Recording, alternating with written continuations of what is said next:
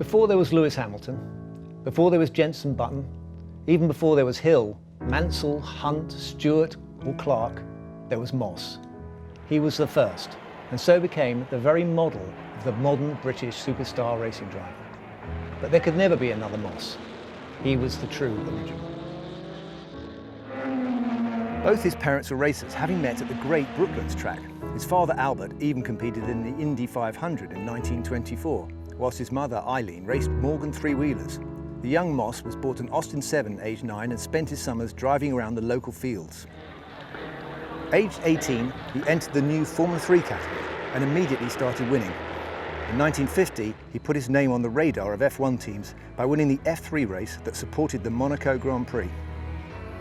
Enzo Ferrari offered him a drive in Formula 2 for the following year, but when Moss turned up at the circuit, he found that the car had been given to the Ferrari work star Piero Taruffi. I got down there, went to the field, found the car. I'm getting in the car and the mechanic comes up, "Who are you?" And I said, "I'm Stirling Moss, I'm driving this car." He said, "No, you're not." He said, "Taruffi's driving it." Well, Taruffi was a great driver. I mean, but anyway, as you can understand, I was pretty teed off. And I said, "I will not drive for Ferrari."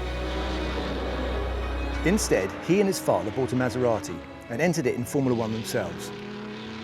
At Monza, he passed the sport's two world champions, Juan Manuel Fangio and Alberto Ascari, and was leading until the car broke down just 12 laps from an astonishing victory. It was enough for the formidable Alfred Norbauer to hire him alongside Fangio in the Works Mercedes team that would dominate the 1955 season. The master takes La Source, the pupil close behind. At Aintree, he became the first British driver to win his home Grand Prix. To the unbounded delight of the huge crowds, Stirling led across the line to win his first Grand Prix and to go down in history as the first British driver to win this event. But Moss was not just a Formula 1 driver. He would race sports cars, driving rallies and hill climbs, and the great road races of the time. In just one season, he would win the Targa Florio, the Tourist Trophy and the famous Mille Miglia, the latter being what he considered his greatest ever drive. Oh, I have to put it at the top. Because the driving style, though, you see, driving on a racetrack, you know exactly where you go into the corner, where the apex is, where you come out and all that stuff, you know all that. When you go on a road race like the Mille Miglia, 1,000 miles, you don't know any of the corners and there are people standing on the side so you can't see. In his 12 years of professional motorsport, Moss would compete in 529 races, winning 212. That's an astonishing strike rate of 40%. Yet frustratingly, the F1 world title would elude him. 4 years in a row he was runner-up in the championship, and in 1958 would lose out to Mike Hawthorn by 1 point, and thus the chance of becoming the first British world champion. Earlier that season in Portugal, he had successfully campaigned for Hawthorn to be reinstated after a disqualification from the race.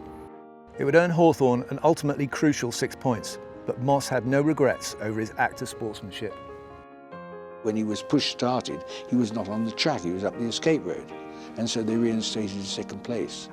And by reinstating that second, that took the title from me again. But, you know, I mean, it's like running, you know, if you run against another guy racing, you don't want to with a broken ankle. And I felt, well, that was a fair deal. By now, Moss was proudly racing for the new breed of British manufacturers and would take great pride in securing the first Grand Prix victories for Van Wall, for Cooper, and in 1960 at Monaco for Lotus. He would repeat the feat a year later, his third win on the streets of Monaco, but early in 1962 he would crash heavily at Goodwood. He would spend a month in a coma and was paralysed on his left side for 6.